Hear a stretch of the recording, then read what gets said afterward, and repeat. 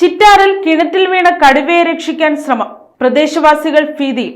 റാന്നി ചിറ്റാറിലെ വെല്ലൂന്നിപ്പാറയിൽ ഇന്ന് പുലർച്ചെ നടന്ന അപൂർവമായ ഒരു സംഭവമാണ് പ്രദേശവാസികളെ ഞെട്ടിച്ചും ഭയപ്പെടുത്തിയും മാറിയിരിക്കുന്നത്.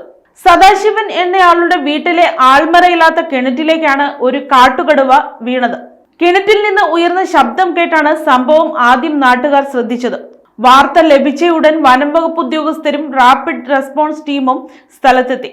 കിണറ്റിന്റെ ആഴവും വെള്ളത്തിന്റെ അളവുമെല്ലാം വിലയിരുത്തിയ ശേഷം രക്ഷാപ്രവർത്തനത്തിന് രൂപം നൽകി.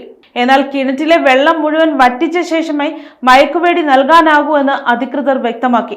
കടുവയുടെ നില കൃത്യമായി വിലയിരുത്താൻ ഡ്രോൺ ക്യാമറയും ഉപയോഗിച്ചു. പ്രദേശവാസികൾക്ക് ജാഗ്രതാ നിർദ്ദേശങ്ങൾ നൽകിയിട്ടുണ്ട്. കുട്ടികളെയും വളർത്തുമൃഗങ്ങളെയും വീടിനകത്ത് തന്നെ സൂക്ഷിക്കാനാണ് നിർദ്ദേശം. ഇതുവരെ കടുവയ്ക്ക് പരിക്കുകളൊന്നും ഉണ്ടായിട്ടില്ലെന്നാണ് പ്രാഥമിക നിഗമനം. എന്നാൽ അതിന്റെ മാനസികാവസ്ഥ ആശങ്കാജനകമാണ്.